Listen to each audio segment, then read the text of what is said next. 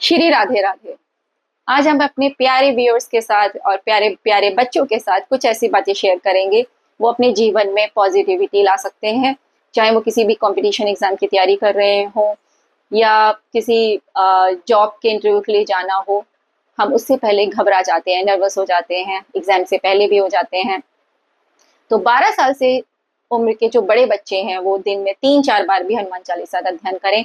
रोज एक बार तो जरूर पढ़ें। और 5 साल के जो बच्चे हैं वो हनुमान चालीसा सुने और उनको याद करने की कोशिश करें। उनके जीवन में जरूर बदलाव आएगा, आपके अंदर एक पॉजिटिविटी आएगी और नेगेटिविटी अपने आप ही किल होती जाएगी। आप देखेंगे कि आपके अंदर डिसिप्लिन आ रहा है, आपके अंदर जो भी सेल्फ कॉन्फिडेंस है वो और बढ़ रहा है। हम सब में कुछ ना कुछ कमजोरी होती है, वो हम सबको पता है हमारी कमजोरी क्या है। हम उससे आराम से निकल सकते हैं अगर हम एक्सेप्ट करते हैं कि हमारे अंदर ये कमजोरी है। तो आप आराम से सब लोग उससे उभर सकते हैं और वही आपका एक हो सकता है आगे जाके आप उस पे ही काम करें और वही आपका एक हथियार बन जाए आगे बढ़ने का। चलिए हम आगे बढ़ते हैं। एक 5 साल की बच्ची ने एक प्रश्न पूछा कि प्रभु हमें दिखाई नहीं देते, कहाँ हैं?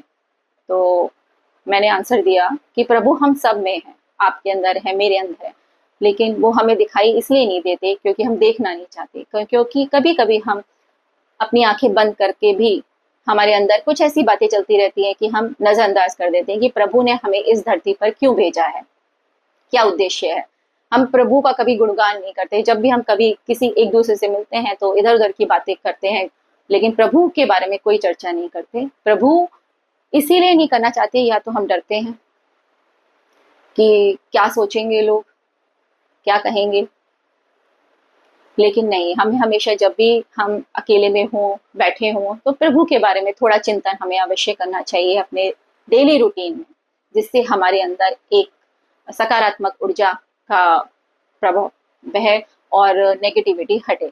हम अगर बीमार हैं या हमारा व्यवहार में कुछ बदलाव आ रहा है तो हम खुद ही हमें समझ जाना चाहिए कि कहीं ना कहीं गलत है।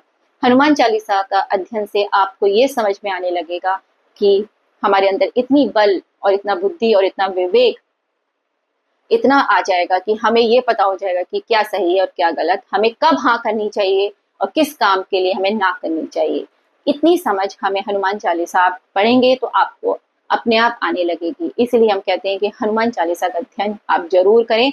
हम सोचते हैं कि सुंदर कांड पढ़ें तो उससे ज्यादा हमें फल मिलेगा, ऐसा नहीं है। दोनों ही इक्वल हैं, आपको उतना ही फल हनुमान चालीसा का अध्ययन से ही मिलेगा। ऐसा हम सोचते हैं कि हम ज्यादा एंटीबायोटिक खाएंगे तो ज्यादा हम जल्दी ठीक हो जाएंगे, ऐसा नहीं है। तो सुंदर कांड से भी आपको उतना ही फल मिलेगा जितना आपको हनुमान चालीसा से मिलेगा। हनुमान चालीसा बहुत ही सरल है, बच्चों को अच्छे से याद हो सकती है और आप कम टाइम में आप ज्यादा अच्छा फल प्राप्त कर सकते हैं। तो आप बच्चों को जरूर पढ़ें जिससे आपके जीवन में बहुत ही अच्छा बदलाव आए और आप एक अच्छे नागरिक बने।